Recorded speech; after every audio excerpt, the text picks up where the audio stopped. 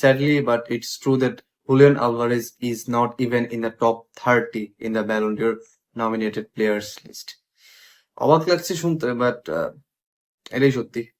এই সিজনে Julian Alvarez Atletico মাদ্রিদের মতো একটা টিম যেখানে লো ব্লকে খেলা হয়, অফকোর্স লা লিগাতে আপনি বার্সেলোনা অথবা রিয়াল মাদ্রিদ ছাড়া ম্যাক্সিমাম টিমকে দেখবেন যে লো ব্লক স্ট্র্যাটেজিতেই ফুটবল খেলে থাকে, and Atletico Madrid is one of the greatest examples of low block playing style.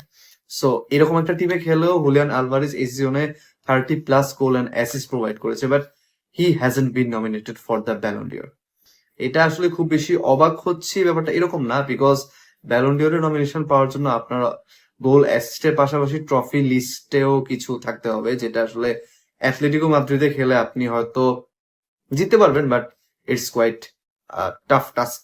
যেমন এই সিজন পুরোপুরি ট্রফি লিস্টে গিয়েছে Julian Alvarez and Atletico Madrid, still he was brilliant in his individual performance, but only individual performance won't matter if you don't have any trophies in your cabinet for a single season.